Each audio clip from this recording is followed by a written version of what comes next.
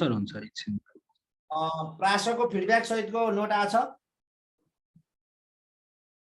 Sir आज ल अब अरु साथीहरु खानपिनतिर लाग्नुस् म प्रासका साथीहरुलाई र बिनेका साथीहरुलाई थोरै विशेष गरी सुदूर पश्चिमको प्रासालाई टार्गेट गरेर कथा लिँदैछु सुदूर पश्चिमको प्रासा अनि त्यो मैले सुदूर पश्चिमको उ थियो नि टेबल थियो नि त्यो बनाइदिनु भएको छ सर सबै एउटै फाइलमा छ हुन्छ ल है त म अगाडि बढे है त क्वेशनहरु पनि एपमा राख्दिनुस् है यो सबै एपमा पनि हुन्छ सर अब यो सबै संघ र प्रदेशको सबैको प्रासाको क्लास हुन्छ म नियमित जुटिरहेको छु अब यही जानकारी गराउँदै म आज सुदूर पश्चिमको प्रासालाई म जोड दिएँ सुदूर पश्चिमको प्रासा हुने साथीहरु को हुनुहुन्छ मिमी भन्नु त सुदूर पश्चिमको प्रासाको क्लास हुने म मिमी भन्नु त तपाईहरु सुदूर पश्चिमको मिमी भन्नु त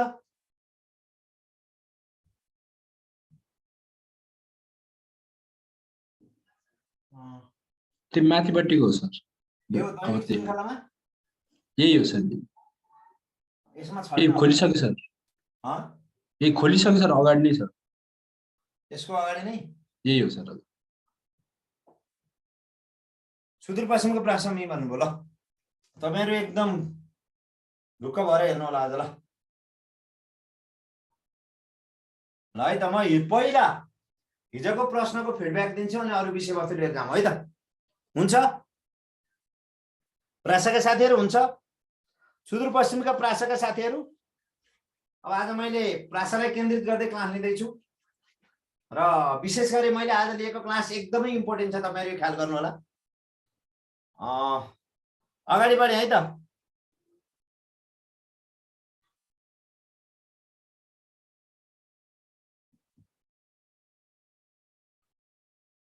अगाडि बढौँ है त म ल अब यहीँबाट सुरु गरेँ मैले एकबाटै सुरु गरेँ है हिजोको क्वेशनको फिडब्याकबाट सुरु गरेँ है त सेकेन्ड पेपरको हामीले शेड्युल राखिसकेका छौँ हेर्नु त सेकेन्ड पेपरको शेड्युल पोस्ट गरिसकेको छ युनियनको पेजमा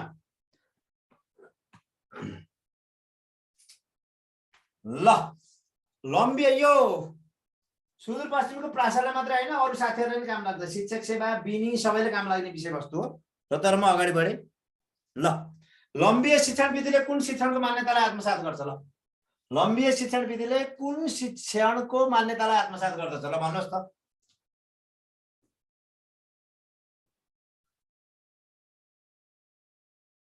ल लम्बिया शिक्षण विधिले कुन शिक्षणको मान्यतालाई आत्मसात गर्दछ वर्ग शिक्षण बहुवर्ग शिक्षण विषय शिक्षण मिश्रित शिक्षण ल भन्नुस् लम्बिया शिक्षण विधिले कुन शिक्षणको मान्यतालाई आत्मसात गर्दछ ल है त लम्बिया शिक्षण विधिले कुन शिक्षणको मान्यतालाई आत्मसात गर्दछ यसले क्षितिजीय विधिले वर्ग शिक्षण हेरिए क्षितिजीय विधिले वर्ग शिक्षण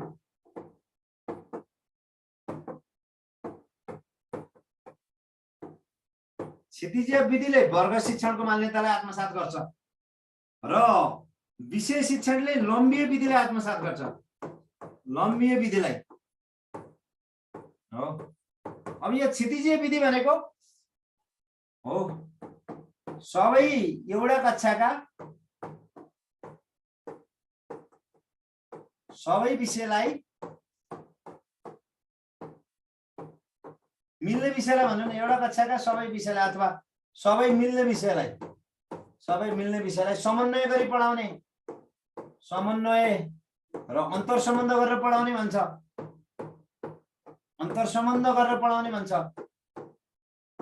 अन्तर सम्बन्ध गरेर पढाउने भन्छ अब यसले कक्षा 1 2 3 4 5 6 7 हो एउटै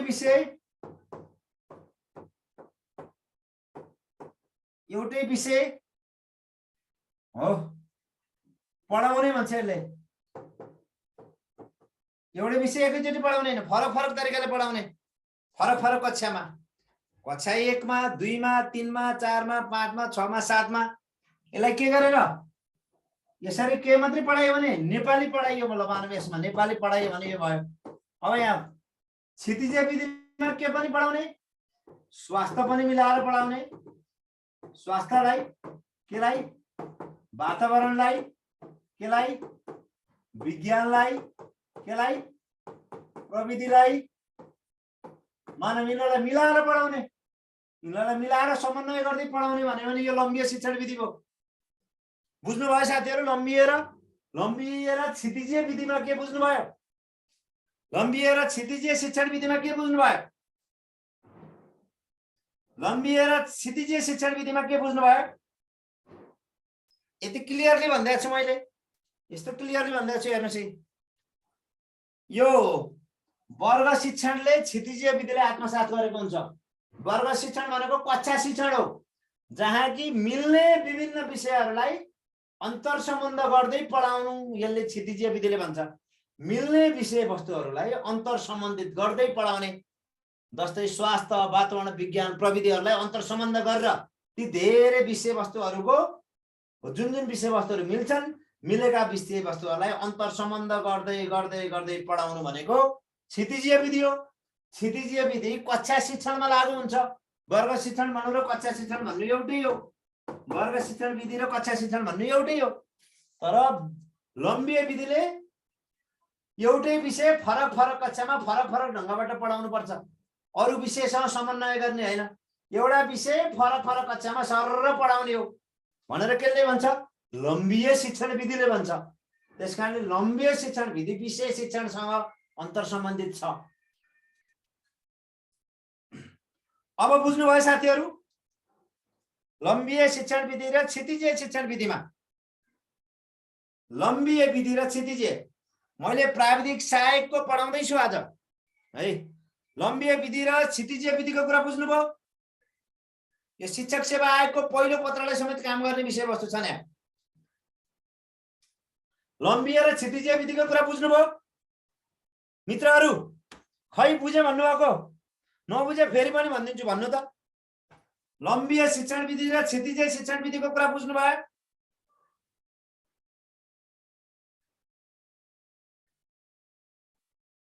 अब तपाईहरु के बुझ्नुस्? लम्बिए शिक्षण विधिले एउटै विषयलाई फरक फरक कक्षामा सरर पढाउने भन्छ। क्षितिजीय शिक्षण विधिले एउटै कक्षाका विभिन्न विषय वस्तुहरूलाई अन्तर सम्बन्धित गरेर पढाउने भन्छ। त्यसकारणले क्षितिजीय विधिको अभ्यास कक्षा शिक्षणमा लागू हुन्छ, लम्बिए शिक्षणको अभ्यास विषय शिक्षणमा लागू हुन्छ भनेर बुझ्न पर्यो।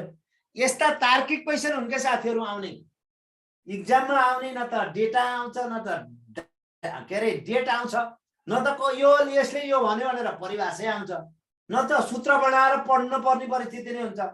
तपाईहरुले यति हो कि बुझेर पढ्नुहोस्, बुझेर लोजिकल्ली। ल यसलाई विषय, यसलाई लम्बिए विधिलाई लङ्गिट्युडनल भनिन्छ है। यसलाई लङ्गिट्युडनल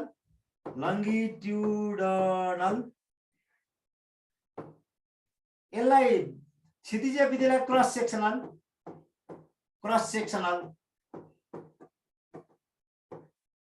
क्षितिजीय विधिलाई क्रस सेक्सनल भन्छ। क्षितिजीय विधिलाई क्रस सेक्सनल भन्छ।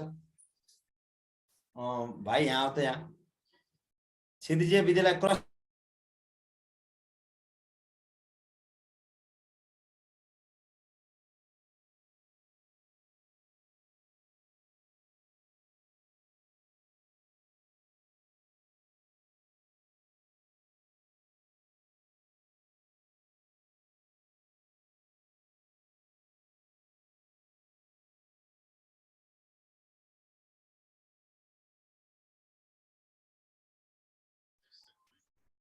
मैले भनेको पेज हेर त।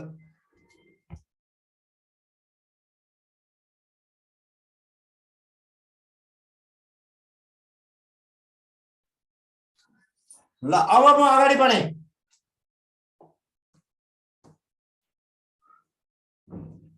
सुदूरपश्चिम प्रदेशमा जम्मा कति स्थानीयता छन्? ल सुदूरपश्चिम जम्मा कति स्थानीयता छन्? भन्नुहोस्, सुदूरपश्चिम प्रदेशमा जम्मा कति स्थानीयता छन्? 33 वटा, 54 वटा, 88 वटा, 78 वटा।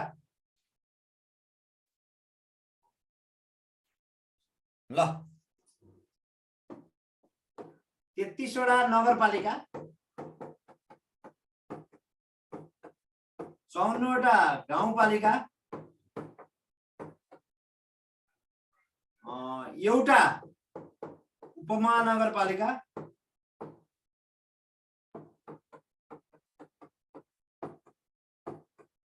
यसरी कतिवटा छन्?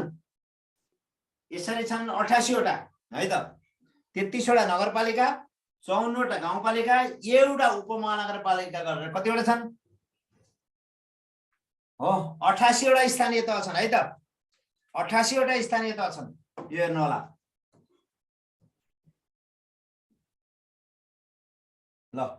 छोराछोरी पढाऊ आत्मनिर्भर बनाऊ भन्ने नाराका साथ अब 2079-80 मा सुदूरपश्चिम प्रदेशले कुन सीमान्तकृत वर्गलाई विशेष उत्थान र सशक्तिकरण योजना ल्याएको छ? ल भन्नुहोस्, सुरु भयो हैन?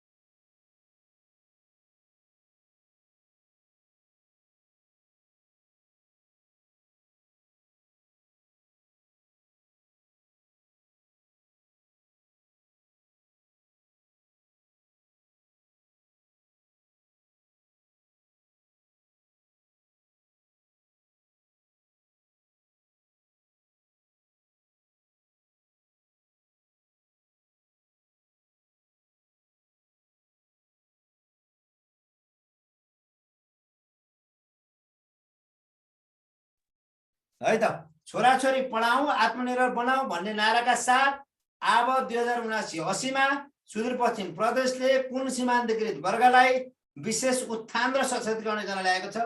राउटे, चेपाङ, कुसुन्डा र बादी।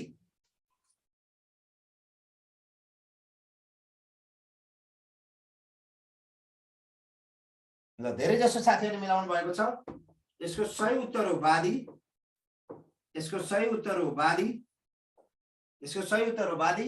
छोराछोरी पढाऊ आत्मनिर्भर बनाऊ भन्ने नाराका साथ अब 2079-80 मा सुदूरपश्चिम प्रदेशले हो बादी भन्ने सीमान्तकृत वर्गलाई विशेष उत्थान र सशक्तिकरण योजना ल्याएको छ। अगाडि बढौं साथीहरु, अगाडि बढौं। ल म अगाडि बढे है त। क्वेशन नम्बर 4, देउडा गीतमा गरिएको नृत्यलाई कुन खेलको संज्ञा दिएको छ? संज्ञा है, संज्ञा दिएको छ। ल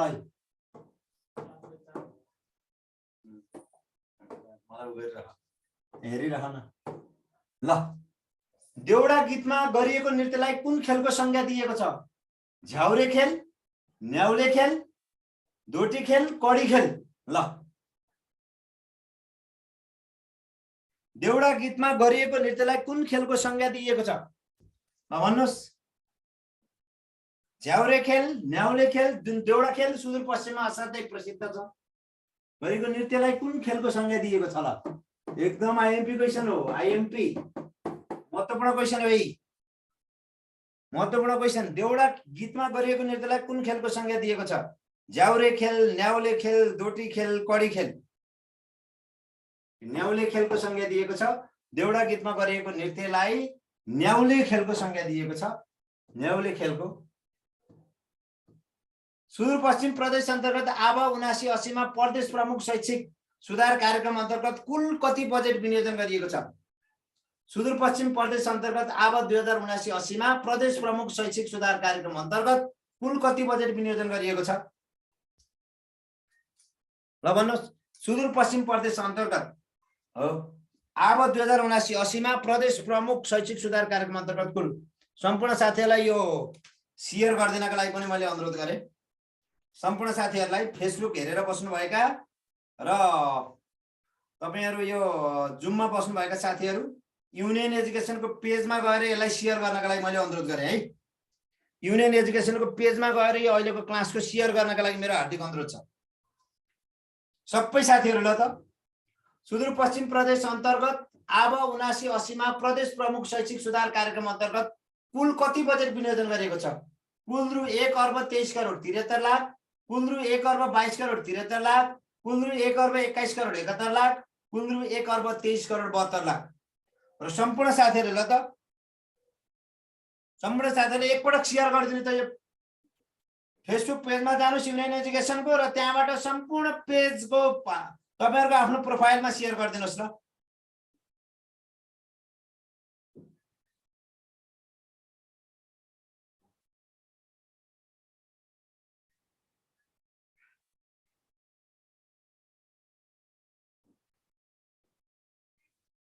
ल साथीहरु ल भन्नुस् कति छ? सुदूरपश्चिम प्रदेश अन्तर्गत अब 2079-80 मा प्रदेश प्रमुख शैक्षिक सुधार कार्यक्रम अन्तर्गत कुल कति बजेट विनियोजन गरिएको छ? कुल कति बजेट विनियोजन गरिएको छ? कुल 1 अर्ब 23 करोड 73 लाख, कुल 1 अर्ब कुल रु 1 अर्ब 22 करोड 73 लाख। ल हेरौं ल आन्सर दिनु सबैले ल, एकदमै इम्पोर्टेन्ट छ है।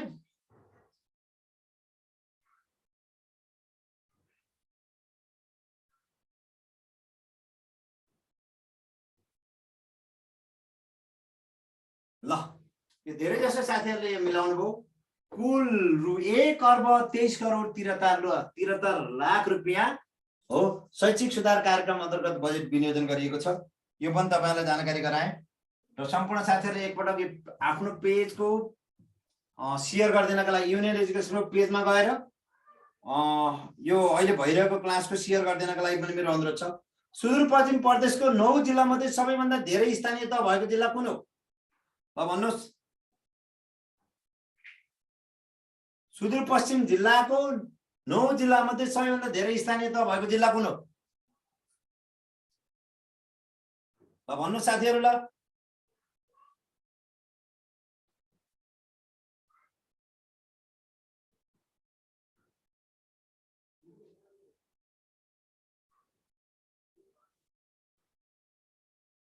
सुदूरपश्चिम प्रदेशको 9 जिल्ला मध्ये सबैभन्दा धेरै स्थानीय तह भएको जिल्ला कुन हो?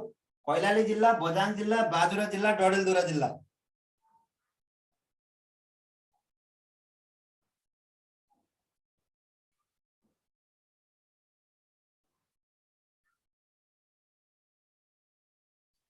ल भन्नु सबैभन्दा धेरै स्थानीय तह भएको जिल्ला कैलाली जिल्ला। कतिवटा स्थानीय तह छ ल भन्नुस्? कैलालीको कति स्थानीय तह छ त्यो पनि भन्नुस् ल। ल भन्न सक्नु पर्यो कैलालीको कति स्थानीय तह छ। स्थानीय तह कहाँ 88 वटा हुन्छ कैलाली जिल्लाको। 88 वटा त पुरै प्रदेशको सुदूरपश्चिम प्रदेशको। कैलाली जिल्लाको स्थानीय तह कतिवटा छन् भनेको त्यो? कहाँ 53 वटा हुन्छ?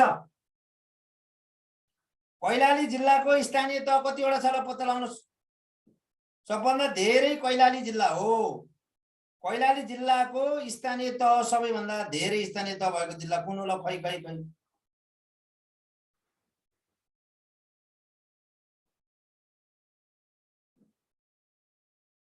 सबैभन्दा धेरै स्थानीय तह भएको जिल्ला कैलाली जिल्ला। कैलाली जिल्लामा कति स्थानीय तह छन् भनेर थाहा पाउनु पर्यो।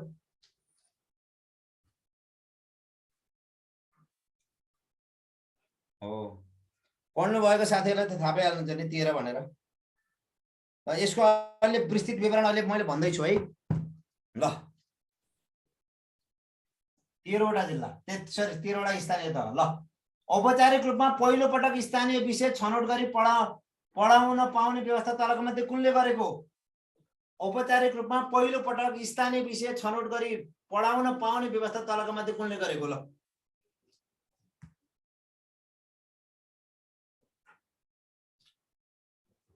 कैलालीको 13 वटै हैन स्थानीय तह? हेर्नु त हेर्नु।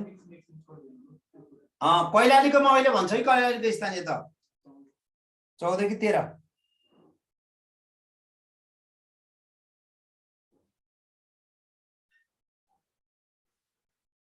पखन एकछिन है म कैलालीको स्थानीय तह हेर्दैछु।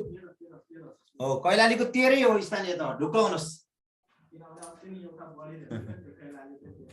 ल कैलालीको 13वटा स्थानीयता है, ढुक्क हुनुहोस्। कैलाली सबैभन्दा धेरै जनसङ्ख्या भएको पनि हो है। म अहिले भन्दैछु कैलाली सबैभन्दा धेरै स्थानीय तह भएको पनि हो।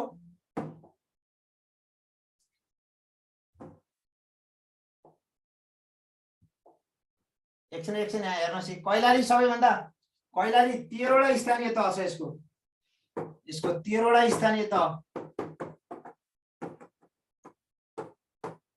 सबैभन्दा धेरै जनसङ्ख्या भएको पनि यही हो। सुदूरपश्चिमको सबैभन्दा धेरै जनसङ्ख्या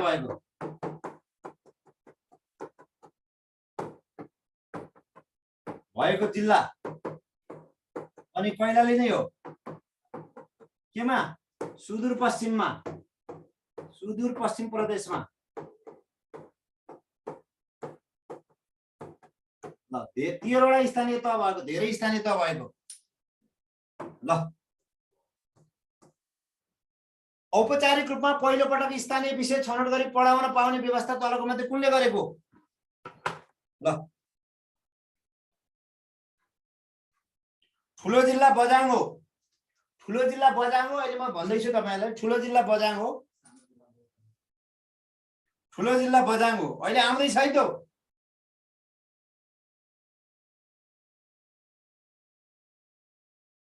ल सम्पूर्ण साथीहरुले एकपटक सर र फेसबुक लाइभ शेयर गरिदिनु होला। औपचारिक रूपमा पहिलो पटक स्थानीय विषय छनौट गरी पढाउन पाउने व्यवस्था तलको मध्ये कुनले गरेको? प्राथमिक शिक्षा पाठ्यक्रम 2028, राष्ट्रिय पाठ्यक्रम प्रारूप 2063, प्राथमिक शिक्षा पाठ्यक्रम 2050, प्राथमिक शिक्षा पाठ्यक्रम 2062। ल भन्नुस्। ल औपचारिक रूपमा पहिलो पटक स्थानीय विषय छनौट गरी पढाउन पाउने व्यवस्था तलको मध्ये कुनले गरेको? प्राथमिक शिक्षा पाठ्यक्रम 2028, राष्ट्रिय पाठ्यक्रम प्रारूप 2063, प्राथमिक शिक्षा पाठ्यक्रम 2050, प्राथमिक शिक्षा पाठ्यक्रम 2062। ल भन्नुस्। प्राथमिक शिक्षा पाठ्यक्रम 2062 भन्नका लागि चुक्नु भयो है धेरै साथीहरु। प्राथमिक शिक्षा पाठ्यक्रम 2062 ले हो पहिलो पटक स्थानीय विषय छनौट गरी पढाउन पाउने व्यवस्था गरेकै।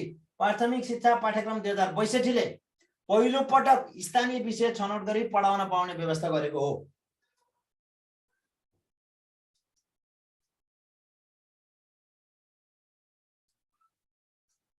सम्पूर्ण साथीहरुलाई यो फेसबुक लाइभ शेयर गर्नका लागि मेरो अनुरोध छ है।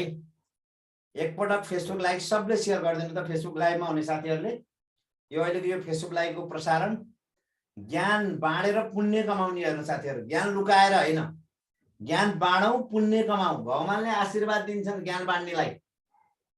ज्ञान बाँड्नेलाई, आफूसँग भएको विषयवस्तुहरुलाई प्रसारण गर्नेलाई, ज्ञान बाँड्नेलाई भगवानले जहिले पनि हेरेका हुन्छन्।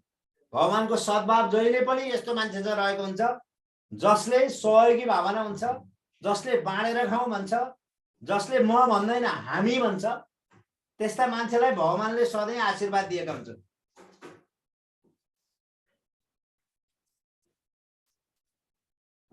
मैले त भगवानको आशीर्वाद पाइरहेको छु। मलाई स्वास्थ्य पनि मेरो असाध्यै राम्रो छ र तपाईहरुको माया ममताले गर्दा हैन मेरो फेम पनि दिन प्रतिदिन बढ्दो छ। तपाईहरुको आशीर्वाद पनि पाएको छु मैले, भगवानको आशीर्वाद पनि पाएको छु हो। किनकि धेरै थोरै सेवाको भावना ममा छ र तपाईहरुमा पनि धेरै थोरै सेवाको भावना रहोस् है त। भगवानले त मलाई राम्रै आशीर्वाद दिएछन् है। भगवानको आशीर्वाद राम्रो छ, तपाईहरुको आशीर्वाद पनि राम्रो छ, तपाईहरुको माया ममता विश्वास पनि छ। भगवानको आशीर्वाद त मलाई बेसी नै छ अहिले है त। ल द्वितीय तथ्याङ्कको स्रोत कुन पर्दैन? प्रकाशित पुस्तक, प्रकाशित प्रतिवेदन, व्यक्तिगत प्रोफाइलबाट प्राप्त विवरण, गणकद्वारा गरिएको भरिएको हैन है, गणकद्वारा भरिएको विवरण हैन भयो, गणकद्वारा भरिएको विवरण। द्वितीय तथ्याङ्कको स्रोत कुन पर्दैन? ल द्वितीय तथ्याङ्कको स्रोत कुन पर्दैन? प्रकाशित पुस्तक, प्रकाशित प्रतिवेदन, व्यक्तिगत प्रोफाइलबाट प्राप्त विवरण, गणकद्वारा भरिएको विवरण। ल द्वितीय तथ्याङ्कको स्रोत कुन पर्दैन? प्रकाशित पुस्तक, प्रकाशित प्रतिवेदन, व्यक्तिगत प्रोफाइलबाट प्राप्त विवरण, गणकद्वारा गरिएको विवरण। ल यो सबै गणकद्वारा भरिएको विवरण त यो प्राइमरी सोर्स हो यो गणकद्वारा भरिएको विवरण भनेको यो हो प्राइमरी सोर्स, यो हो प्राइमरी सोर्स, यो हो प्राइमरी सोर्स, प्राथमिक स्रोत हो यो, प्राइमरी सोर्स हो, प्राथमिक स्रोत हो यो गणकद्वारा। द्वितीय तथ्याङ्कको स्रोत कुन पर्दैन भन्दा यो गणकद्वारा भरिएको विवरण प्राइमरी सोर्स हो, यो द्वितीय हो, यो पनि द्वितीय हो, यो पनि द्वितीय हो, यो सेकेन्डरी हो, यो पनि सेकेन्डरी हो, यो पनि सेकेन्डरी हो, द्वितीय गौण पनि भन्छ है। ल सम्पूर्ण साथीहरूले शेयर गरिदिनु भएको छ, म खुसी लाग्छ है। ल म अगाडि बढेँ है त। द्वितीय तथ्याङ्कको स्रोत हो, प्रकाशित प्रतिवेदन द्वितीयको स्रोत हो, प्रकाशित पुस्तक द्वितीय स्रोत हो, व्यक्तिगत प्रोफाइलबाट प्राप्त विवरण द्वितीय स्रोत हो। तर गणकद्वारा भरिएको भनेको, गणकद्वारा प्रत्यक्ष भरिएको भनेको यो प्राइमरी हो, यो जान्नु होला।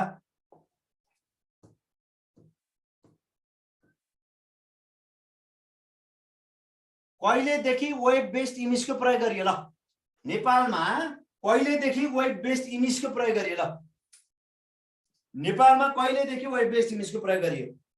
कहिलेदेखि वेब बेस्ड इमेजको प्रयोग गरियो नेपालमा? नेपालको विद्यालय शिक्षामा हो, नेपालको विद्यालय शिक्षामा,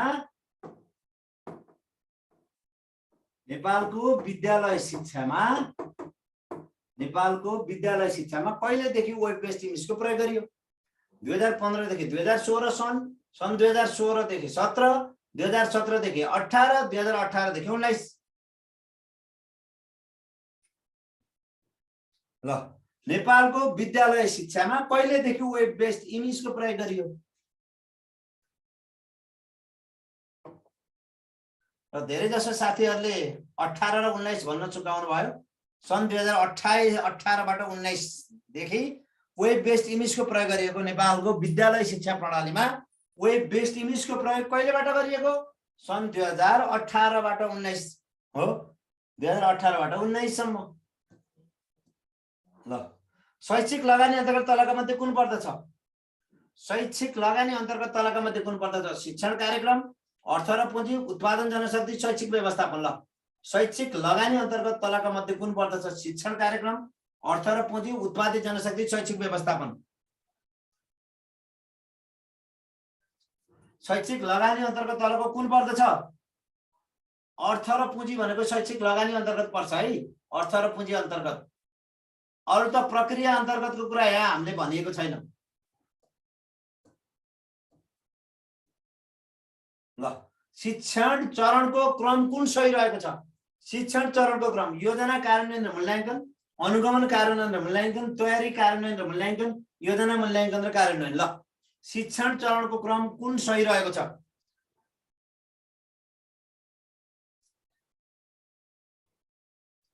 ल भन्नु, शिक्षण चरणको क्रम कुन सही रहेको छ?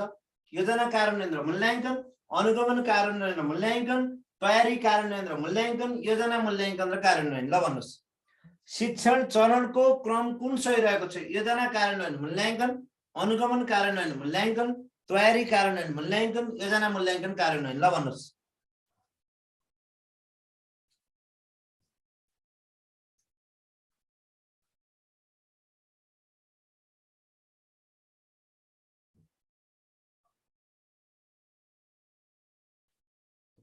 हेर्नुहोस्, सुरुमा योजना हुनु पर्यो, कार्यान्वयन हुनु पर्यो, मूल्याङ्कन, योजना गर्नु पर्यो, योजनालाई कार्यान्वयन गर्नु पर्यो, अनि बल्ल मूल्याङ्कन हुन्छ है। योजना कार्यान्वयन र मूल्याङ्कन यो सजिलै अप्सन छ।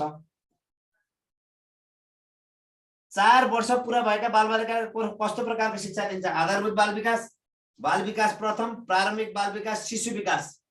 हो यस्तो झुक्याउनु क्वेसन आउँछ हेर्नु त। 4 वर्ष पुरा भएका बालबालिका कस्तो प्रकारको शिक्षा दिन्छ?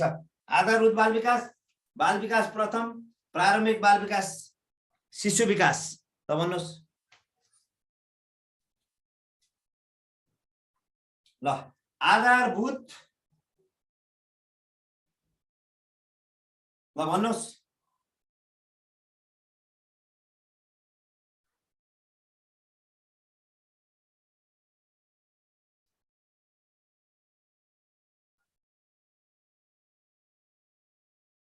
ल भन्नुस्, 4 वर्ष पुरा भएका बालबालिकालाई कस्तो प्रकारको शिक्षा दिन्छ? आधारभूत बाल विकास, बाल विकास प्रथम, प्रारम्भिक बाल विकास, शिशु बाल विकास। ल भन्नुस्।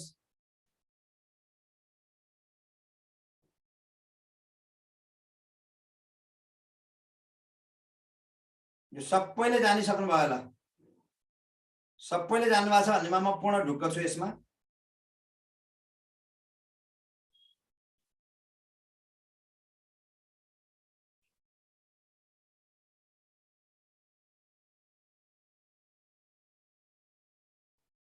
सबैले जान्नुभयो?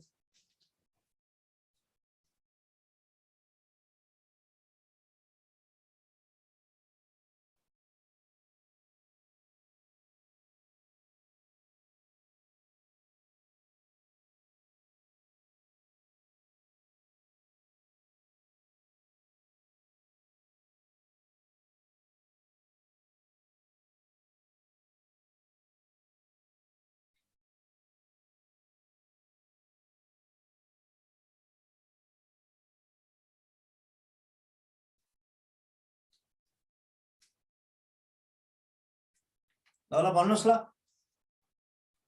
यो त प्रारम्भिक बाल विकास सबै साथीहरूले मिलाउनु भयो, यसमा म दुई मात्रै छैन।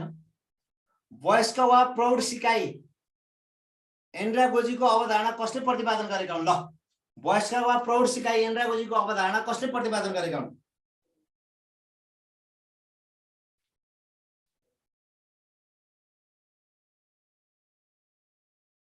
ल भन्नुस्।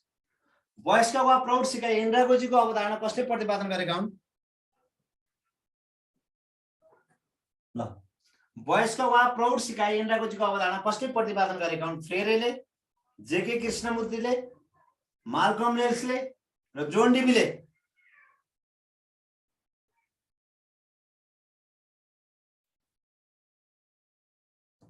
धेरै साथीहरूले माल्कम नोल्स एकदम सही भन्नुभएको छ। यो एन्ड्रागोजीको अवधारणा चाहिने माल्कम नोल्सले अगाडि ल्याएका हुन्। माल्कम नोल्सले एन्ड्रागोजी हो को अवधारणा अगाडि बढाएका हुन्। विद्यार्थीको अलग अलग रूपमा वितरण फाइल खडा गरी पारिवारिक, सामाजिक तथा शैक्षिक सूचनाहरू सङ्कलन गर्ने कार्यलाई के भनिन्छ? विद्यार्थीहरूको अलग अलग रूपमा विवरण फाइल खडा गरी पारिवारिक, सामाजिक तथा शैक्षिक सूचनाहरू सङ्कलन गर्ने कार्यलाई के भनिन्छ? विद्यार्थीको अलग अलग रूपमा वितरण फाइल खडा गरी पारिवारिक, सामाजिक तथा शैक्षिक सूचनाहरू सङ्कलन गर्ने कार्यलाई के भनिन्छ? सञ्चित अभिलेख, घटनावृत्त अभिलेख, व्यक्तिगत अभिलेख, अवलोकन अभिलेख। एकदम इम्पोर्टेन्ट क्वेसन हो यो, महत्त्वपूर्ण क्वेसन छ यो। विद्यार्थीको अलग अलग रूपमा विवरण फाइल खडा गरी पारिवारिक, सामाजिक तथा शैक्षिक सूचना सङ्कलन गर्ने कार्यलाई के भनिन्छ भनेर।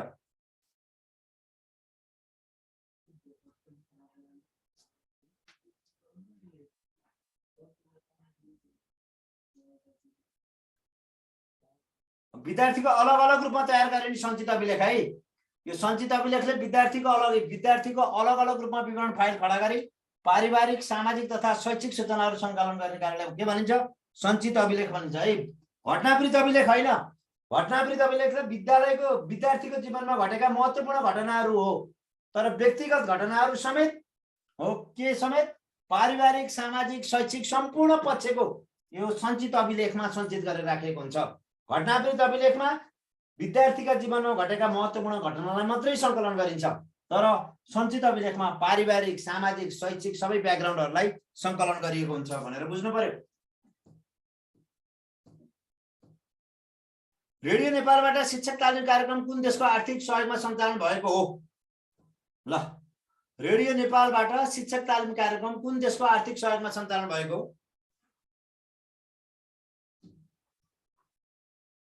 रेडियो नेपालबाट शिक्षक तालिम कार्यक्रम कुन देशको आर्थिक सहयोगमा सञ्चालन भएको?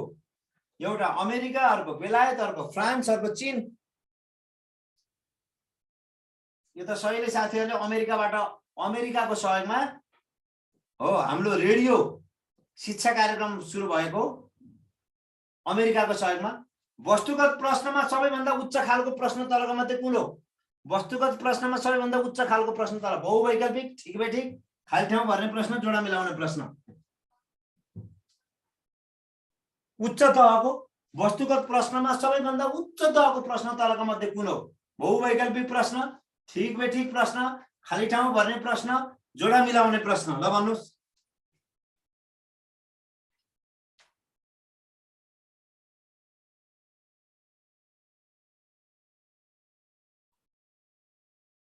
वस्तुगत प्रश्नमा सबैभन्दा उच्च खालको प्रश्न तलका मध्ये कुन हो? बहुवैकल्पिक प्रश्न, ठीक बेठिक प्रश्न, खाली ठाउँ भर्ने प्रश्न, जोडा मिलाउने प्रश्न।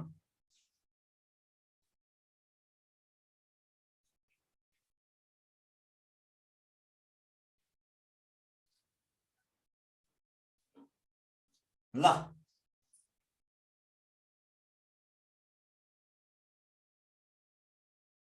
धेरै साथीहरु मिलाउनु भएको छ। बहुवैकल्पिक प्रश्न उच्च स्तरको प्रश्न हो वस्तुगत प्रश्नमा। वस्तुगत प्रश्नमा कमसल खालको प्रश्न तलका मध्ये कुन हो? बहुवैकल्पिक प्रश्न, ठीक बेठिक प्रश्न, खाली ठाउँ भर्ने प्रश्न, जोडा मिलाउने प्रश्न। कमसल भन्न खोजेको जसमा तर्क प्रयोग गर्नु पर्दैन, जस झटारोको आधारमा मिल्छ, अनुमानको आधारमा मिल्छ, त्यो भन्न खोजेको।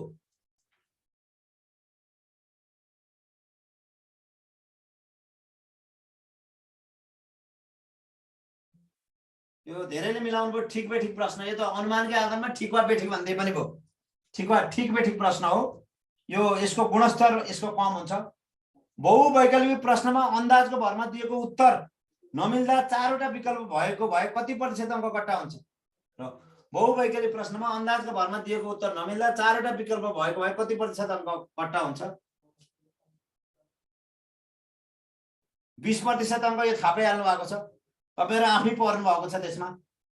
बहु विश्वविद्यालय र खुलो विश्वविद्यालयलाई सिफारिस गर्ने दस्तावेज तलका मध्ये कुन हो? एकदम इम्पोर्टेन्ट क्वेशन। एकदम इम्पोर्टेन्ट क्वेशन यो।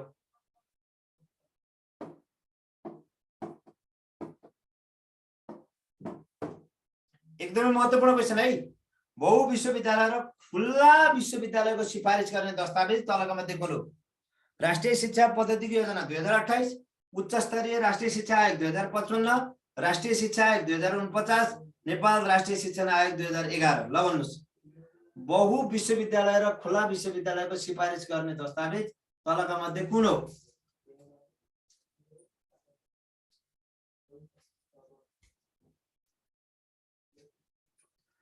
राष्ट्रिय शिक्षा आयोग 2049। ल राष्ट्रिय शिक्षा आयोग 2049 ले एउटा मात्रै विश्वविद्यालय हैन, विश्वविद्यालय धेरै हुन पर्छ, खुला विश्वविद्यालय हुन पर्छ, यो शिक्षाको क्षेत्र साँगुरो हैन फराकिलो बनाउनु पर्छ भन्ने सिफारिस केले गरेको? राष्ट्रिय शिक्षा आयोग 2049 ले गरेको है त। विद्यार्थीको व्यवहार र गुणलाई विभिन्न श्रेणीमा सूची बनाई मूल्याङ्कन गर्ने साधनलाई के भनिन्छ? विद्यार्थीको व्यवहार र गुणलाई विभिन्न श्रेणीमा सूची बनाई मूल्याङ्कन गर्ने साधनलाई के भनिन्छ? श्रेणीमापन, रुजुसूची, गुणमापन, हाजिरी विवरण।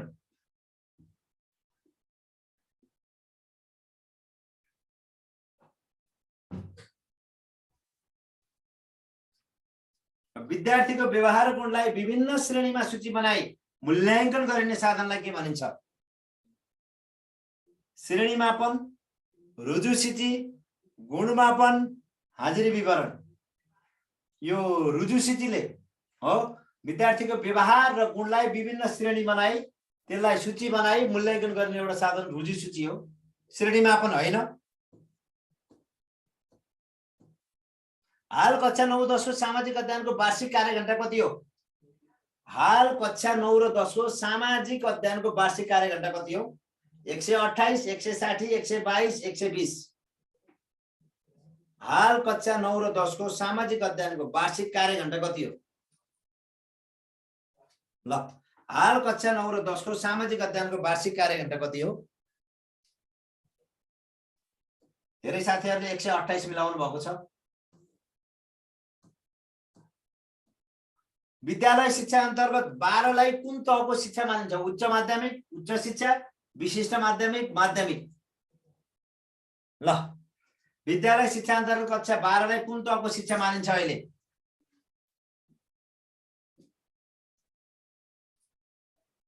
विद्यालय शिक्षा अन्तर्गत कक्षा 12 लाई कुन तहको शिक्षा मानिन्छ? उच्च माध्यमिक, उच्च शिक्षा, विशिष्ट माध्यमिक र माध्यमिक। ल भन्नुस्।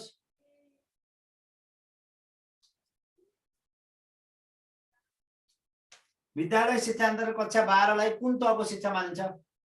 अब माध्यमिक शिक्षा यसै जानु भएको छ अहिले त। अहिले उच्च माध्यमिक शिक्षा होइन, माध्यमिक शिक्षा हो नि अहिले। मदरसा शिक्षाको ऐच्छिक विषयको रूपमा साधारण शिक्षाको ऐच्छिक विषयको अतिरिक्त कुन विषय पठन पाठन गर्न मिल्दैन? मदरसा शिक्षाको ऐच्छिक विषयको रूपमा साधारण शिक्षाको ऐच्छिक विषयका अतिरिक्त कुन विषय पठन पाठन गर्न मिल्दैन? अंग्रेजी भाषा, दिनियात, अरबिक भाषा, भाषा है यो, अरबिक भाषा र उर्दू भाषा।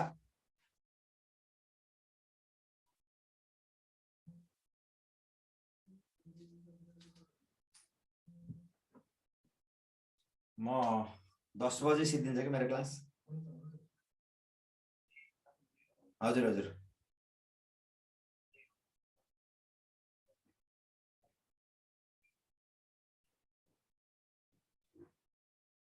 तपाईँ कता हुनुहुन्छ? 10 बजे पछि आउँछु म त्यतै। ल 10 बजे पछि त्यतै आउँछु क्लास सिद्धिन्छ। त्यही आउँछु। ल ल ल मदरसा शिक्षाको ऐच्छिक विषयको रूपमा साधारण शिक्षाको ऐच्छिक विषयको अतिरिक्त कुन विषय पठन पाठन गर्न मिल्दैन? अंग्रेजी भाषा, दिनियात, अरबिक भाषा र उर्दू भाषा। अब यो त सजिलै मिलाउनुहुन्छ। यो अंग्रेजी भाषा मिल्दैन। अंग्रेजी त साधारणतिर गइसक्यो, यो सजिलै बुझ्न सकिन्छ। त कक्षा 9 को अन्तिम वार्षिक परीक्षा कसले सञ्चालन गर्छ? सम्बन्धित विद्यालय, वडा समिति, स्थानीय तह, प्रदेश। यो पनि एकदम सजिलो प्रश्न हो। कक्षा 9 को अन्तिम वार्षिक परीक्षा कसले सञ्चालन गर्छ? ल हेर बिगार्नु भएको। ल स्थानीय तह त कक्षा 8 को हो के साथीहरु, 9 को होइन। स्थानीय तह त कक्षा 8 को हो। अब यो सम्बन्धित विद्यालयले कक्षा 9 को सञ्चालन गर्छ। कक्षा 8 को सञ्चालन गर्ने कसले? फेरि कक्षा 8 को सञ्चालन गर्ने हो स्थानीय तहले।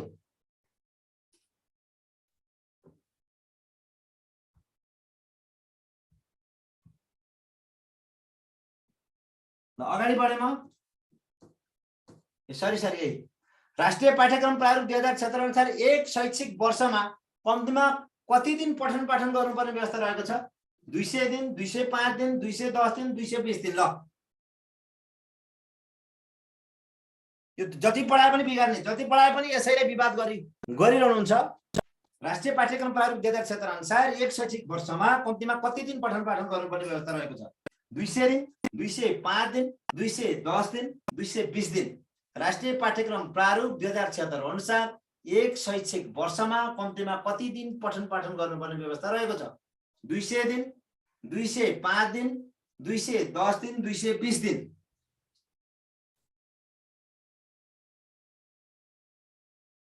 ल भन्नुस्। 205 दिन। तर शिक्षा नियावलीले के भन्छ? फेरि शिक्षा नियावलीले भन्छ 220 दिन विद्यालय खुल्ने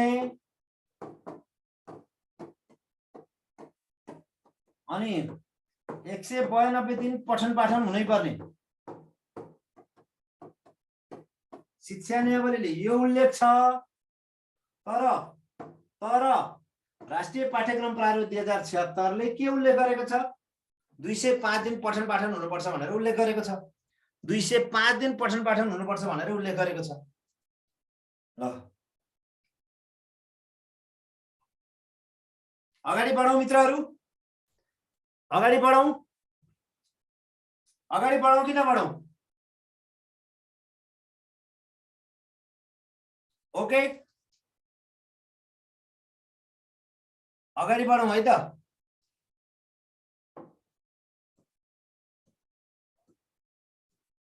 राष्ट्रिय पाठ्यक्रम प्रारूप 2076 कक्षा 6 र 7 मा कति प्रतिशत अङ्कहरूको आवधिक परीक्षा हुने व्यवस्था रहेको छ? 20%, 80%, 60%, 75%।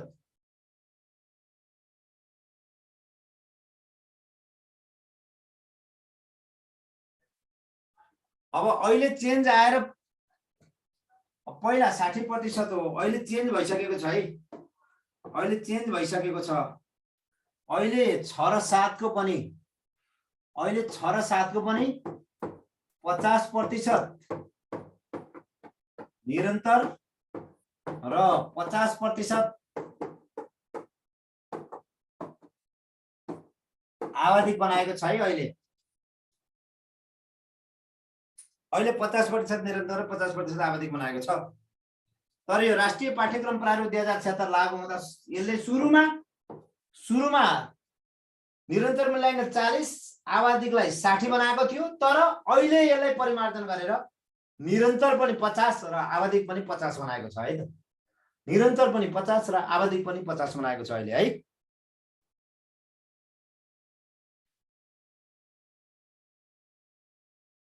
आवधिक भनेको के हो भने तपाईहरुले first term, second term, third term निश्चित अवधिमा लिनुहुन्छ नि परीक्षा, त्यसलाई आवधिक भनिन्छ के। निश्चित अवधि तोकेर, निश्चित समय तालिका तोकेर first term, second term, third term भनेर यसरी लिनुहुन्छ नि, यो परीक्षालाई आवधिक परीक्षा भनिन्छ। ल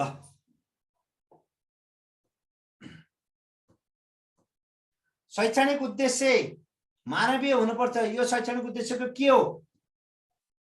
विशेषता, अवगुण, प्रकार, अवधारणा। शैक्षणिक उद्देश्य मानवीय हुनुपर्छ।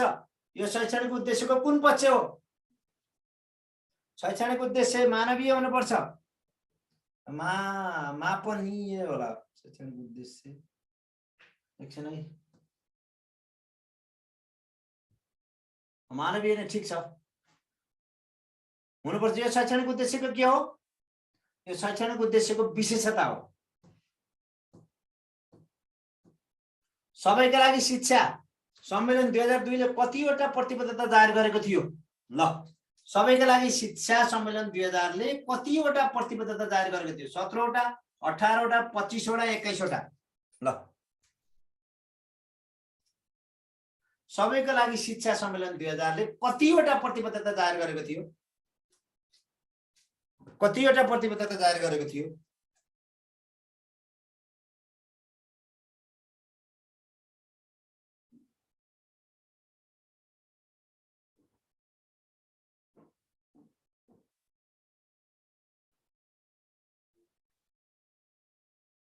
ल भन्नु होला।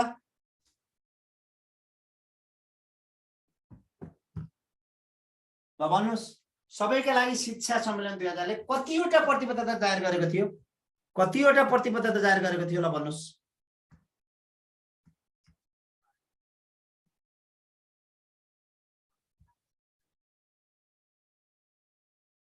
ल धेरै साथीहरुले 21 वटा एन्सर लेख्नु भएको छ, सही एन्सर लेख्नु भएको छ। सबैका लागि शिक्षाको सम्मेलन 2000 ले 21 वटा प्रतिबद्धता जाहेर गरेको थियो। धेरैले सही उत्तर दिनुभएको छ। आधुनिक कक्षा कोठा व्यवस्थापनमा तलको मध्ये कुन पर्दैन? आधुनिक कक्षा कोठा व्यवस्थापनमा तलको मध्ये कुन पर्दैन?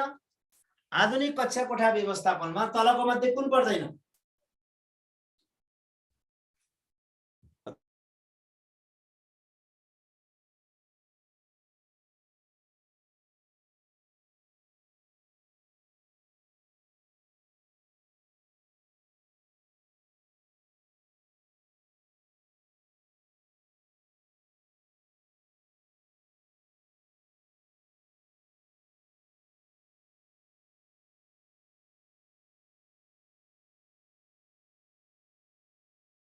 ल आधुनिक कक्षा कोठा व्यवस्थापन तलको मध्ये कुन पर्दैन? बालमैत्री वातावरणको सिर्जना, अभिलेख व्यवस्थापन, शिक्षक दरबन्दी मिलान, मनोवैज्ञानिक व्यवस्थापन।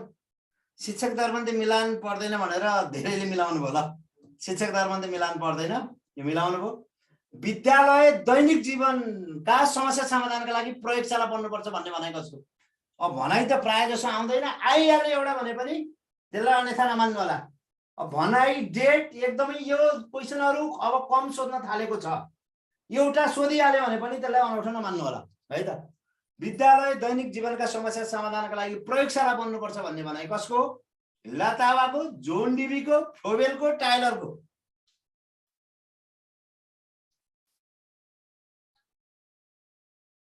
ल विद्यालय दैनिक जीवनका समस्या समाधानका लागि प्रयोगशाला बन्नुपर्छ भन्ने भनाइ कसको?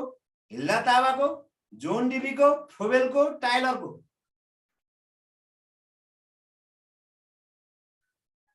समस्या समाधानमा आधारित प्रयोगशाला बन्नुपर्छ। हेर्नु कति मिठो भनाइ जोन डिबीको। हेर्नु जोन डिबीको कति मिठो भनाइ।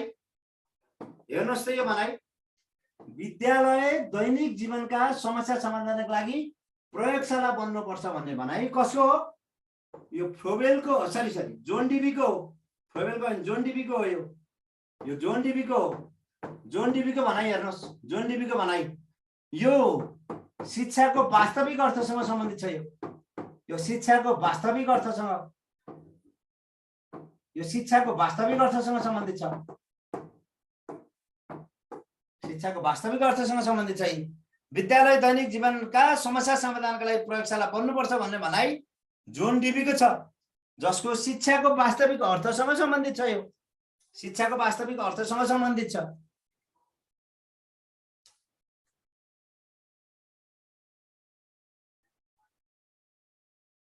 ल अगाडि बढे म। कक्षा व्यवस्थापन कार्यमा सबैभन्दा बढी जिम्मेवार पक्ष कुन हो? विवेचक, शिक्षक, विद्यार्थी र अभिभावक, प्रधानाध्यापक। यो त यसै बुझिहाल्नु छ। कक्षा व्यवस्थापनमा सबैभन्दा महत्त्वपूर्ण भूमिका कसले खेल्नुपर्छ? कक्षा व्यवस्थापन कार्यमा सबैभन्दा बढी जिम्मेवार भूमिका कसको हो? शिक्षकको हो। शिक्षकको हो।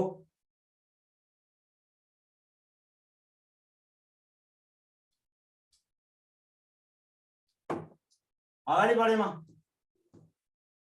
एउटा शिक्षकले एक शैक्षिक वर्षमा एउटा मात्र कक्षा शिक्षण गर्ने व्यवस्था छ भने त्यस शिक्षण तलका मध्ये कुन शिक्षण व्यवस्था हो? यो त जसले जान्नुहुन्छ। एउटा शिक्षकले एउटा कक्षा मात्र भने कक्षा शिक्षण। कक्षा शिक्षणलाई के पनि भनिन्छ? वर्ग शिक्षण पनि भनिन्छ। यसलाई वर्ग शिक्षण पनि भनिन्छ। यो नभुल्नु होला, नभुल्नु होला। कक्षा शिक्षण भनिन्छ यसलाई। विद्यालय, संस्था वा संगठन सङ्कट आएपछि अपनाइने उपायलाई के भनिन्छ? सङ्कट आइसकेपछि विद्यालयमा, संस्था वा संगठनमा सङ्कट आएपछि अपनाइने उपायलाई के भनिन्छ? निरोधात्मक उपाय, रोकथाम तथा सामना, उपचारात्मक उपाय, व्यवस्थापकीय रणनीति। ल सङ्कट आइसकेपछि अपनाइने उपायलाई, सङ्कट आइसकेपछि अपनाइने उपायलाई के भनिन्छ? विद्यालय, संस्था वा संगठन सङ्कट आएपछि अपनाइने उपायलाई के भनिन्छ? निरोधात्मक उपाय, रोकथाम तथा सामना, उपचारात्मक उपाय, व्यवस्थापकीय रणनीति। के भनिन्छ यसलाई? विद्यालय, संस्था वा संगठनमा सङ्कट आएपछि अपनाइने उपायलाई के भन्छ? निरोधात्मक उपाय, रोकथाम तथा सामना, उपचारात्मक उपाय, व्यवस्थापकीय रणनीति।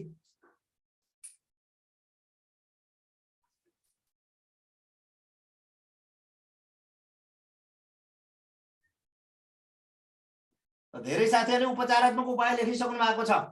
आइसकेपछि उपचार गर्नु परेन? समस्या आइसकेपछि उपचार गर्नु परेन? रोग लागिसकेपछि उपचार गर्नु पर्यो कि परेन?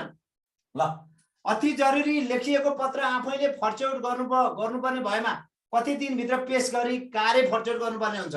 अति जरुरी लेखिएको पत्र आफैले फर्चौट गर्नुपर्ने भएमा कति दिनभित्र पेश गरी कार्य फर्चौट गर्नुपर्छ? 4 दिनभित्र, 2 दिनभित्र, 5 दिनभित्र, 3 दिनभित्र। ल अति जरुरी लेखिएको पत्र आफैले फर्चौट गर्नुपर्ने भएमा कति दिनभित्र पेश गरी कार्य फर्चौट गर्नुपर्ने हुन्छ? ल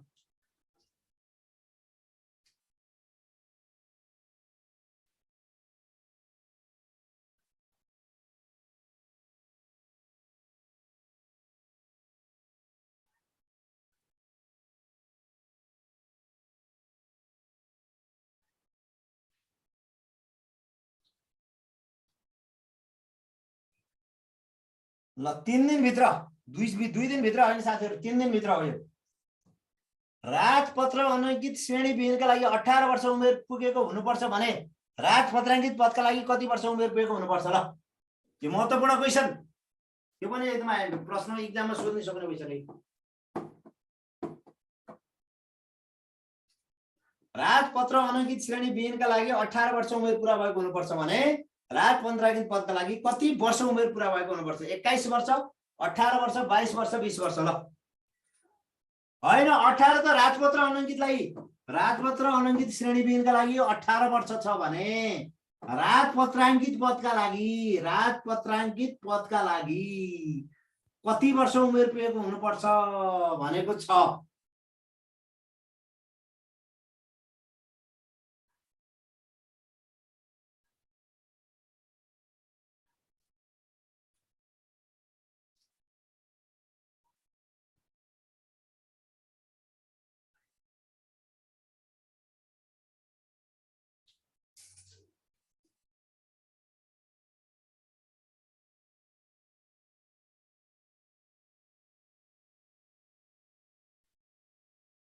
ल अब यो त मैले एन्सर लेखाइदिइसकेँ, थाहा पाइहाल्नुभयो।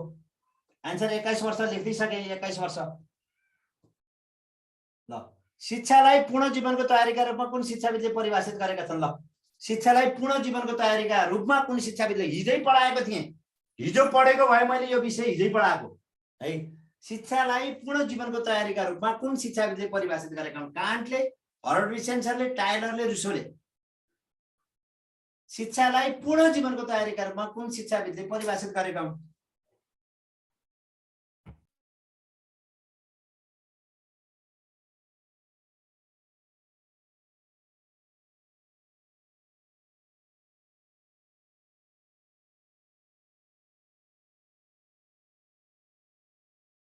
ल शिक्षालाई पूर्ण जीवनको तयारीका रूपमा कुन शिक्षाविदले परिभाषित गरेका हुन्? कान्टले, हर्बर्टले, टाइलरले, रुसोले।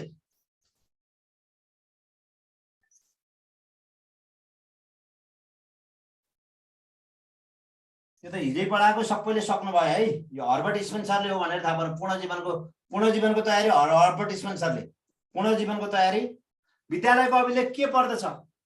भौतिक पक्ष, आर्थिक पक्ष, शैक्षिक पक्ष, माथिका सबै। यो त सबै थाहा पाउनुभयो। विद्यालयको अभिलेखमा सबै पर्दछ, माथिका सबै पर्दछन्। बालमैत्री विद्यालय राष्ट्रिय प्रारूप 2076 अनुसार प्रभावकारिता सम्बन्धी न्यूनतम र अपेक्षित मापदण्डहरू कतिवटा रहेका छन्? बालमैत्री विद्यालय राष्ट्रिय प्रारूप 2076 अनुसार प्रभावकारिता सम्बन्धी न्यूनतम र अपेक्षित मापदण्ड कति छ? न्यूनतम 13 र अपेक्षित 13, न्यूनतम 12 र अपेक्षित 13, न्यूनतम 11 र अपेक्षित 11, न्यूनतम 11 र अपेक्षित 15। बालमैत्री विद्यालय राष्ट्रिय प्रारूप 2076 अनुसार प्रभावकारिता सम्बन्धी न्यूनतम र अपेक्षित मापदण्डहरू कतिवटा रहेका छन्? न्यूनतम 13 र अपेक्षित 13, न्यूनतम 12 र अपेक्षित 13, न्यूनतम 11 र अपेक्षित 11, न्यूनतम 11 र अपेक्षित 15।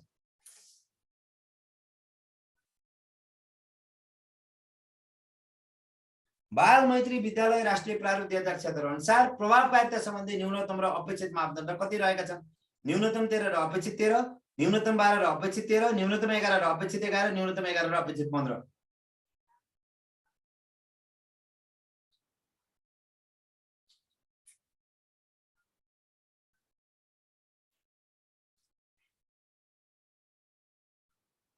यो त धेरै पटक पढिसक्नुभयो। 11 र 11 छन्, न्यूनतमले 11, अपेक्षित पनि 11 छन्।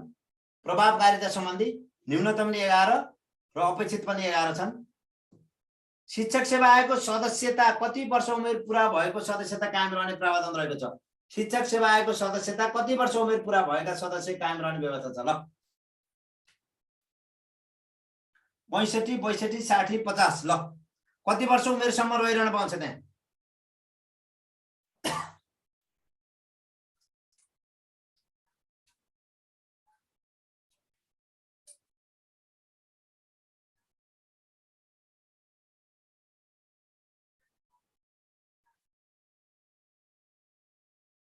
यो 65 वर्ष सबैले थाहा पाइसक्नुभयो।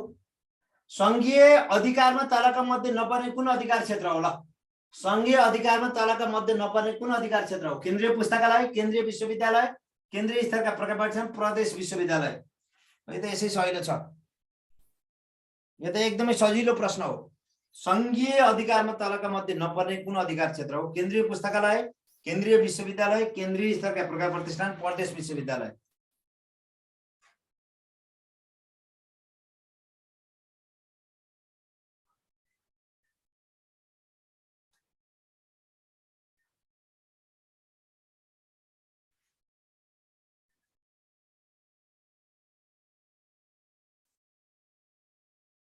प्रदेश विश्वविद्यालय पर्दैन।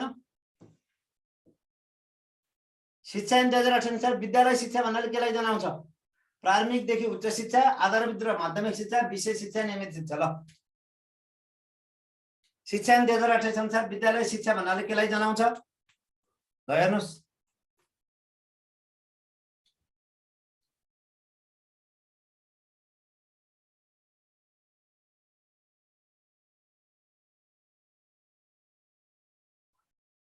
अब यसै विद्यालय शिक्षा भनेको त तपाईको आधारभूत र माध्यमिक शिक्षा यसै बुझ्नु भएको छ।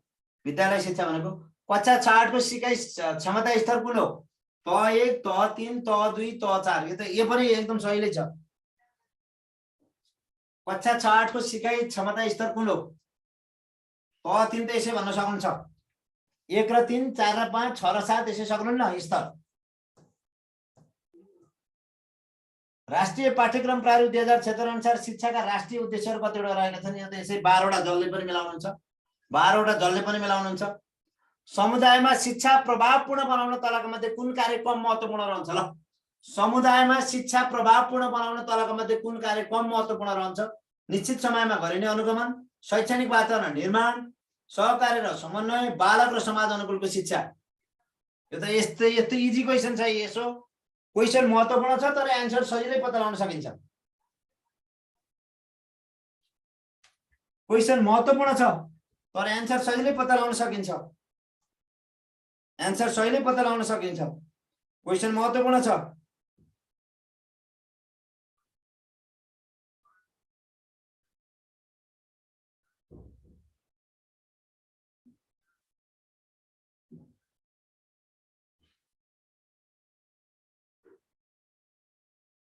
ल, निश्चित समयमा गरिने अनुगमन पर्दैन, यो तपाईलाई यसै थाहा छ।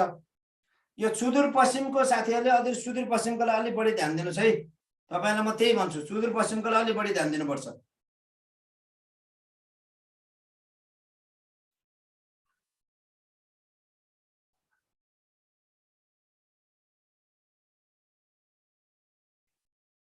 ल, म अगाडि बढेँ। 45 समाहित शिक्षाका लागि राष्ट्रिय स्तरमा पहिचान गरिएका मुख्य लक्षित समूह कतिवटा रहेका छन्? समाहित शिक्षाका लागि राष्ट्रिय स्तरमा पहिचान गरेका प्रमुख लक्षित समूह कति? यो पनि एकदम इम्पोर्टेन्ट क्वेशन हो, एकदमै महत्त्वपूर्ण क्वेशन हो साथीहरु। यो एकदमै महत्त्वपूर्ण क्वेशन हो। समाहित शिक्षाका लागि राष्ट्रिय स्तरमा पहिचान गरेका प्रमुख लक्षित समुदाय कति रहेका छन्?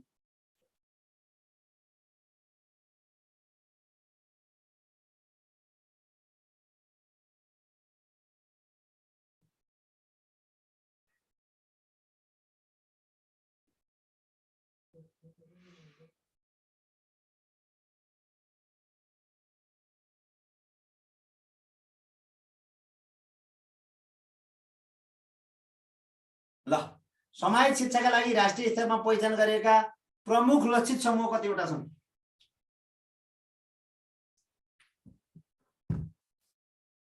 अब 44 को एन्सर के भन्नुभयो? 44 को एन्सर भनिदिनुस् भन्नुभयो।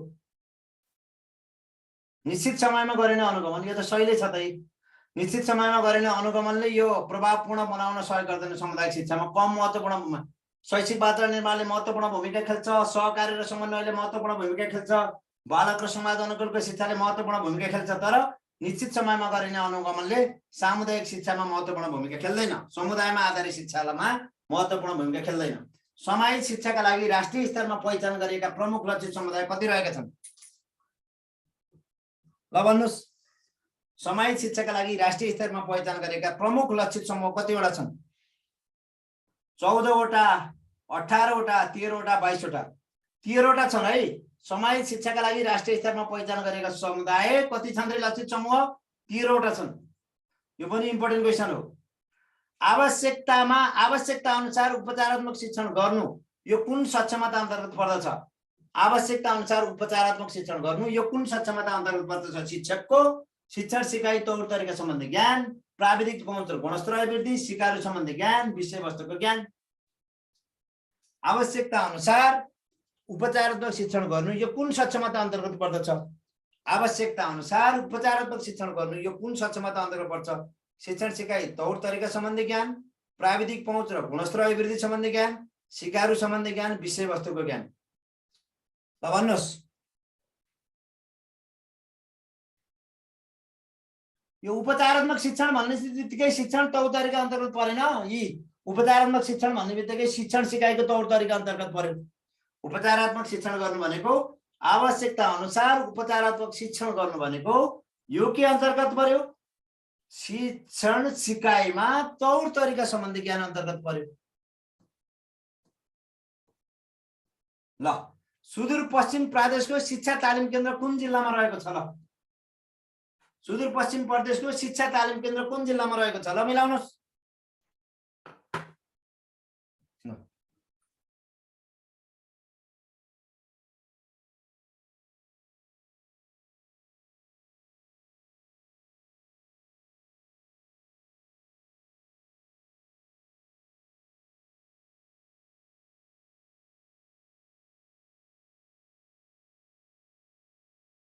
ल भन्नुहोस् सुदूरपश्चिम प्रदेशको शैक्षिक तालिम केन्द्र कुन जिल्लामा रहेको छ?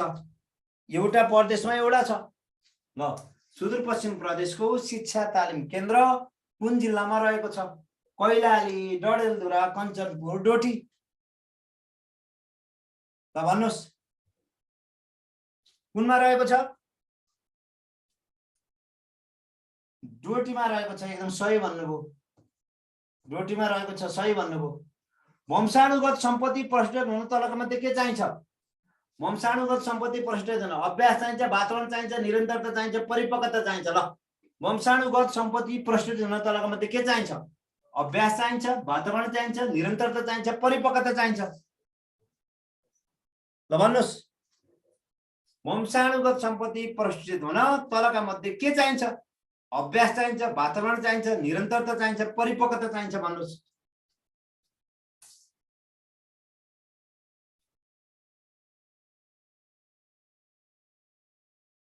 वंशाणुगत सम्पत्ति प्रष्टुत हुन तलका मध्ये के चाहिन्छ? अभ्यास चाहिन्छ, वातावरण चाहिन्छ, निरन्तरता चाहिन्छ, परिपक्वता चाहिन्छ।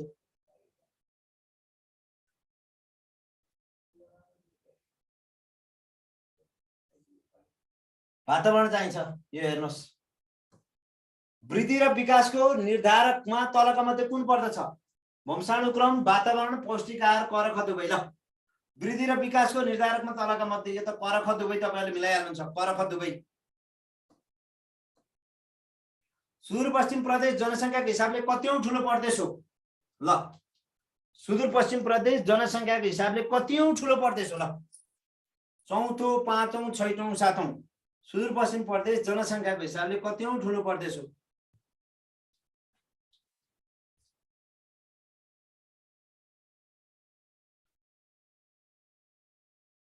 ल भन्नुहोस्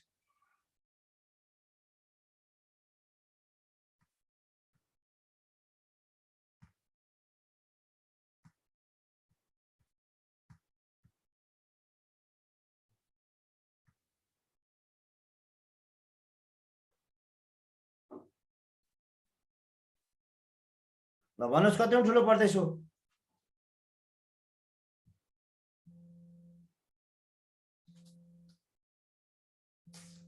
कतिऔं ठुलो प्रदेश हो भन्नुहोस्। धेरै साथीहरुले मिलाउनु भयो। पाँचौं ठुलो प्रदेश हो भनेर। अब यता हेर्नु सुदूरपश्चिम प्रदेशको बारेमा म केही जानकारी गराउँछु अब है त। अब सुदूरपश्चिम प्रदेशको बारेमा म केही जानकारी गराउँदै छु। अब हेर्नुस् है, स्क्रिनशट गर्नुस् है साथीहरु। लेख्न भन्दा पनि स्क्रिनशट गर्नु है। लेख्न भन्दा पनि स्क्रिनशट गर्नु है त। ल यसको कुल क्षेत्रफल 19,539 वर्ग किलोमिटर 13.285% छ। अवस्थित जिल्ला 9 वटा छ। हो जनसङ्ख्या 2078 अनुसार कुल जनसङ्ख्या 27,11,270 9.28% छ। स्थानीय त 88 वटा छ। गाउँपालिका 54 वटा छन्। गाउँपालिका कतिवटा छन्? 54 वटा छन्। 33 वटा नगरपालिका छन्। एउटा उपमहानगरपालिका छ। 54 वटा गाउँपालिका, 33 वटा महानगरपालिका, एउटा उपमहानगरपालिका छ। यसमा प्रतिनिधि सभामा 16 सिट संख्या छ। प्रदेश सभामा 16 × 2 32 वटा छ है। प्रमुख नदीहरू बुढीगंगा, महाकाली, चमेलिया हुन्। निकुञ्ज खप्तड राष्ट्रिय निकुञ्ज छ। खप्तड राष्ट्रिय निकुञ्ज। प्रमुख जलविद्युत केन्द्र चमेलिया हो। विश्वविद्यालय सुदूरपश्चिमाञ्चल विश्वविद्यालय हो। स्थायी राजधानी धनगढी हो। उपमहानगरपालिका एउटा धनगढी छ। नगरपालिका 33, वडा संख्या 734 वटा छ। वडा संख्या 734 वटा छ। प्रमुख हिमाल सौपाल, अपी, व्यास, गुराँस हो र साक्षरता दर 63.58। हेरे एकदम इम्पोर्टेन्ट छ। एकदम इम्पोर्टेन्ट छ हेर्यो। साक्षरता दर 63.58% छ। साक्षरता दर 63.58% छ।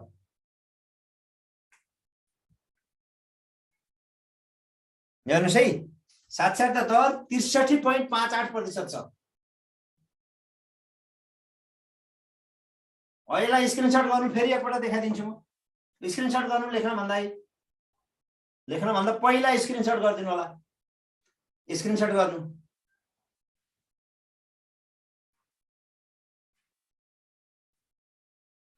यसलाई स्क्रिनशट गर्नु होला।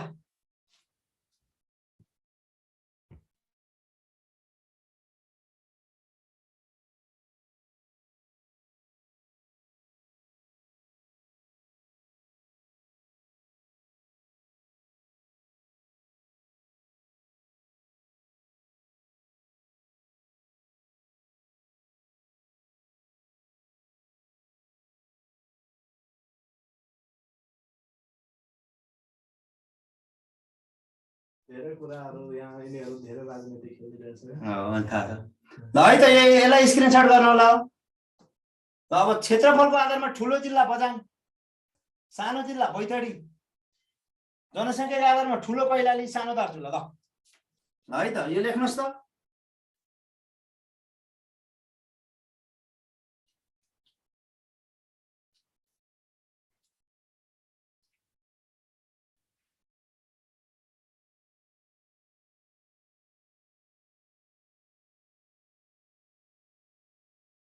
ल अब भोलि थप मैले अर्को क्लास लिएर आउँछु। भोलिलाई मैले 50 सेट क्वेसन ल्याउँछु। प्रासको साथीहरूलाई क्लास नछुटाउनु होला। तपाईहरुको 25 गते जाँच छ। एउटा सेट तपाईहरुको मोडल अनुसार म ल्याउँछु। सबै विषयवस्तुलाई समेट्ने गरी म प्रश्नहरू लिएर आउँछु। सुदूरपश्चिम प्रदेशको प्रासका साथीहरू कति पनि नातिन होला। क्लास चाहिने सरले लिएर गइरहनु भएको छ, पदम सरले हैन। त्यसमा मैले साइड सपोर्ट गरेको छु। साइड सपोर्ट यो एपमा राख्दिनु है साथीहरू। स्थायी राजधानी धनगढीको ठाउँमा गोदावरी गर्दिनु त। गोदावरी यो मैले लेखिसकेको छु। त्यहाँ लेख्नुपर्छ। स्थायी राजधानी गोदावरी। स्थायी राजधानी गोदावरी ले भइसकेको कुरा पढाइसकेको छु। ल यता सुन्नुस् है। टाइम कति बेला भन्नुभएको छ तपाईहरु? ठ्याक्कै प्रासका साथीहरू 9 बजे जोडिनु होला है। प्रासका साथीहरू 9 बजे जोडिनु होला। शिक्षक सेवा आयोगको क्लासमा पनि तपाईहरुलाई मिल्ने गरेर म पढाइदिन्छु टपिक हो। शिक्षक सेवा आयोगका टपिकहरू पनि तपाईहरुलाई सुदूरपश्चिमकै साथीहरुसँग कोर्सलाई मिल्ने गरेर पढाइदिन्छु र तपाईहरुलाई ठ्याक्कै 9 बजेबाट ठ्याक्कै टाइम क्याच गर्ने तरिकाले पढाइदिन्छु है त। 9 बजेबाट तपाईहरुको स्पेशल क्लास हुन्छ। तर शिक्षक सेवा आयोगको क्लासमा पनि तपाईहरुलाई मिल्ने विषयवस्तु मैले सरल लिएर गइदिन्छु। नातिकिन धैर्य धारण गरेर जति पनि विषयवस्तु पढ्नु भएको छ त्यसलाई केन्द्रित गर्नु होला। ल टीएससी को क्लास भोलि बिहान मर्निङमा 5 बजे चलाउँछु मैले है। 5 बजे आउनु होला है त। र आजको कक्षा कस्तो लाग्यो साथीहरू? आजको कस्तो लाग्यो? हैन विशेष गरी उनले भन्नुहोस् सुदूरपश्चिम प्रास पढ्नेले, सुदूरपश्चिमको प्रास पढ्ने साथीहरूले अझै केन्द्रित गरेर भन्नुहोस् कक्षा है। भोलिको क्लास नछुट्याउनु है त। अबदेखिको क्लास नछुटाउनु है। मैले लिने क्लासहरू कृपया नछुटाइदिनु होला है।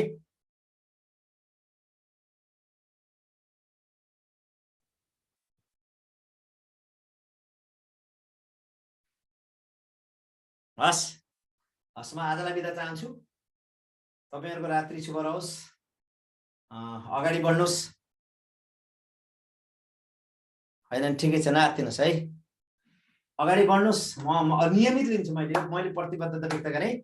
मैले हजुरहरुको क्लास नियमित लिन्छु। एकदम निर्धक्क भएर अगाडि बढ्नु होला। मैले गर्ने सहयोग साइड सपोर्ट गर्छु है त। ल गुड नाइट। सबैको रात्रि शुभ रहोस्। युनियन एजुकेसनलाई माया गर्ने, ममता गर्ने सम्पूर्ण साथीहरुप्रति म आभारी छु। र युनियन एजुकेसनले सक्दो प्रयास गर्ने नै छ। र तपाईहरुले धेरै अपेक्षा लिनु भएको थियो होला। सबै अपेक्षा त पूरा हुँदैन। तर कोर्स सिद्ध्याउने र तपाईहरुलाई परीक्षा तयारी गर्नेसम्म मैले प्रासका र बिनीका साथीहरुलाई पनि गर्छु। र अब अरु प्रदेशको र सङ्घ केन्द्रित प्रासको र बिनीको क्लास 26 गतेबाट हुन्छ। धैर्य धारण गर्नु होला है त।